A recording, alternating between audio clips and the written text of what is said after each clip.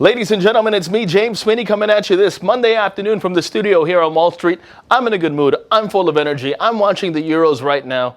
And I also want to get this report done so I could watch more of the England-Iceland game. Exciting. But it's also nearly 4 o'clock. The markets, they're about to close. I need myself a drink. Why? Because it's happy hour in the Big Apple.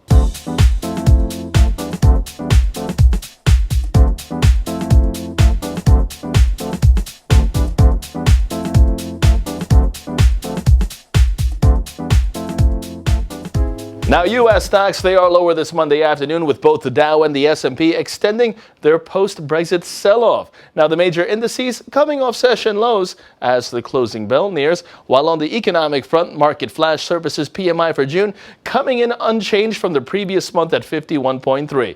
But again, all focus on last week's EU referendum vote, Britain surprising the markets by voting to leave the European Union late last week. The news raising concerns that other countries might leave the Union and that global growth could come under significant pressure, while the actual time frame of the UK leaving the EU still remains unclear.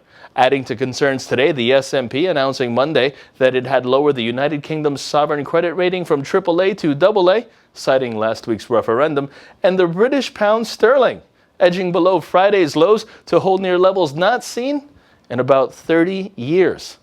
Meanwhile, the U.S. dollar rising more than 1% in afternoon trade. Crude oil futures settling down about 2 3/4%, 46.33 a barrel. And let's just talk about last Friday a slight bit. Just some numbers for you. Stocks plunging with the Dow Jones and S&P 500 erasing year-to-date gains.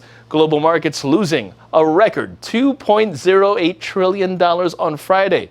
One day, global markets $2.08 trillion. This according to Howard Silverblatt of S&P Dow Jones Indices. The U.S. markets accounting for $830 billion of that loss. Let's take a look now to see how the markets are shaping up to close out this, the first trading session of the week.